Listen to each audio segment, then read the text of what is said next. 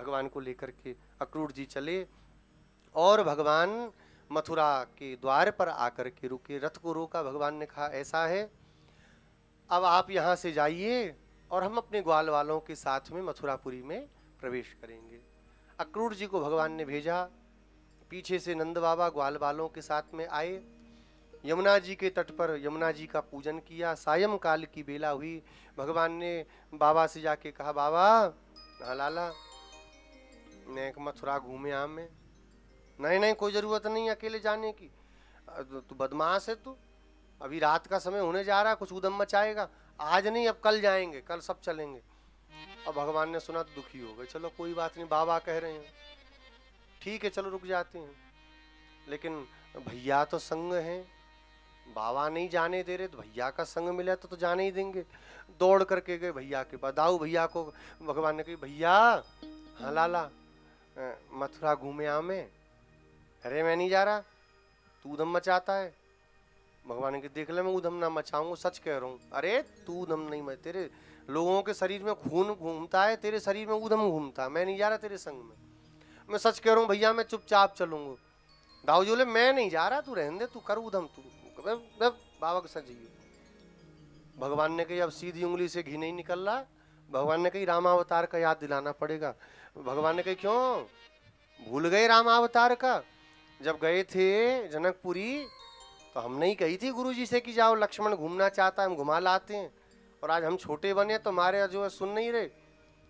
बलदाऊ जी बोले अच्छा हंस करके चल चल चल चल उधम मत करियो। सब ग्वाल वालों को साथ में लेके चले, और जैसे ही पता चला कि भगवान श्याम सुंदर मथुरापुरी में प्रवेश कर रहे हैं, सारे के सारे मथुरावासी भाग भाग के भगवान का दर्शन करने लगे। सारी गोपियां अपने अपने छज्जों से अटारियों से झांक झांक के देखने लगी, हा हा हा कितने प्यारे, कौन है री कन्हैया कौन है? देखो वो दोनों आ रहे हैं दूर से, वो जो पीले पीले कपड़े पहने श्याम वर्ण के वही कन्हैया हैं, और वो नीले नीले कपड़े पहने गौर वर्ण के वो बलदाऊ भैया, इनके बड़े भैया।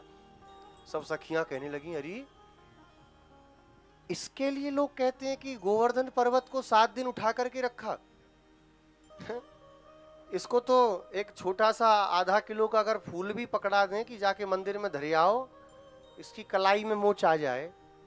इतना बड़ा पर्वत उठा करके 7 दिन खड़ा है। ब्रजवासी झूठे हैं, ये बच्चा क्या उठाएगा? इसने अघासुर को मारा, इसने बकासुर को मारा, इसने पूतना को मारा। परस्पर में सब चर्चा करने लगी। और जब भगवान ने सुना, जैसे ही भगवान ने उनकी ओर देखा, बोले खड़ी तो थी देखते समय, और जैसे दृष्टि हटाई सब लेट गई। बोले कैसे? बोले मूर्छित होकर धम्म धम्म गोपियां गिरने लगी।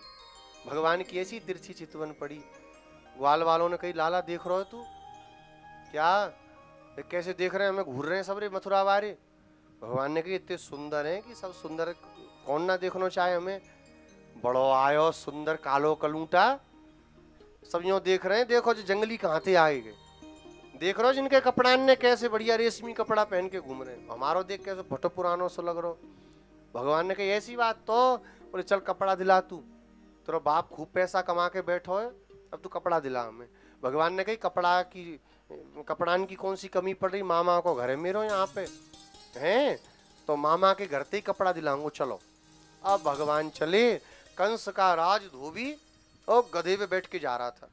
भगवान ने आवाज लगाई मामा जी, ओ मामा जी राम राम। अब कंस का धोबी कितना घमंड, पीछे मुड़ के देखा, हम मामा जी? हाँ हाँ आप ठंडो, हमारी तो कोई बहन है नहीं, अब तू कहाँ से पैदा हो गया?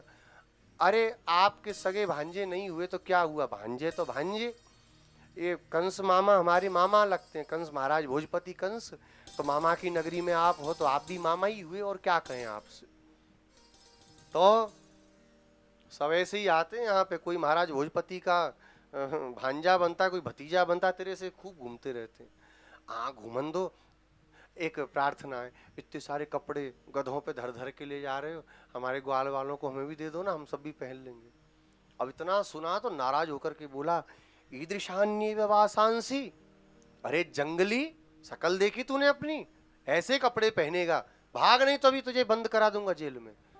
भगवान ने कहा देखो हमारे मामा हैं, और हम कितने प्रेम से दंडोत प्रणाम कर रहे हैं, राम राम कर रहे हैं, हमें जंगली कह रहे हैं। और मामा की बात झूठी हो जाए सो भी सही बात नहीं। अब मामा ने जंगली कहा तो जंगली बन के तो मामा को दिखाना भी पड़ेगा। सोई भगवान ने एक खींच करके तमाचा मारा, रजकस्य कराग्रेण सिरह कायाद पातयत। एक तमाचा मारा, मारते ही तो सिर गया दूर, धड़ गया नीचे धम्म। भगवान ने अपने मामा को बना दिया राहु केतु। अब सारे धोबी छोड़ छोड़ के भगे। भगवान ने कहा उठाओ भैया, आओ। सबने अपने अपने हिसाब के कपड़े निकाले। अब अपने नाप के होता तो सही से आए। बाजू बड़े बड़े थे तो मोड़ते मोड़ते मोड़ते मोड़ते यहां तक मोड़ के ले आए। हाथ रहना चाहिए ऐसे, कपड़ा इतना मुड़ गया कि हाथ हो गया ऐसे। अब बगलबंदी चलती थी पहले, ऐसे बांधते थे। बगलबंदी को पीछे से 4 राउंड घुमा करके लाए, बांध बूंद करके किसी तरह खड़े हो गए। और सॉरी कन्हैया, हाँ क्या कह रहे हो, देख कैसा लग रहा हूं मैं। आए हाय, नजर ना आए लग जाए तो आजा, काजा टिक्का लगाऊं तू, बहुत प्यारो लग रहा हो भैया। और कन्हैया देख हमें देखियो, देखियो। भगवान ने कहा तुम सबन ने देख लियो, तुम मुझे बताओ मैं कैसा लग रहा हूँ। आए हाय लाला, तू तो दूल्हा लग रहा है। हा, चले चलो। एक आगे दर्जी था, दर्जी ने देखा ऐसे चील बिलाऊ से बने चले आ रहे हैं, हाथ जोड़ के बोला महाराज थोड़ी सेवा हमें भी मिल जाती। कपड़ों की शोभा बढ़ गई इनकी आपसे। ये कपड़े पहने तो आप अच्छे लगने लगे, सो बात नहीं, ये कपड़े धन्य हो गए जो आपने इनको पहन लिया, आपके ग्वालों ने इनको पहन लिया। थोड़ी सेवा मिल जाती महाराज, थोड़ा नाप का बना देते तो थोड़ा ज्यादा ठीक था। भगवान ने कही हम अकेले नहीं है, मेरा भी बहुत बड़ा परिवार है। तो ठीक है। अब कैंची लेकर के, सुई धागा लेकर के सारे के सारे दर्जी आ गए और कैंची चलाने की भी जरूरत नहीं पड़ी। निर्जीव कैंची भी सजीव होकर के भगवान की सेवा के लिए कपड़ों को काटने लगी, सुई धागा अपने आप चलने लगे, खूब सुंदर वस्त्र हो गया। भगवान ने वरदान दिया, श्रियम च परमाम लोके बलेश्वर्य स्मृति इंद्रियम, खूब संपत्ति प्राप्त हो और मरने के बाद तुम हमारे धाम को प्राप्त करो।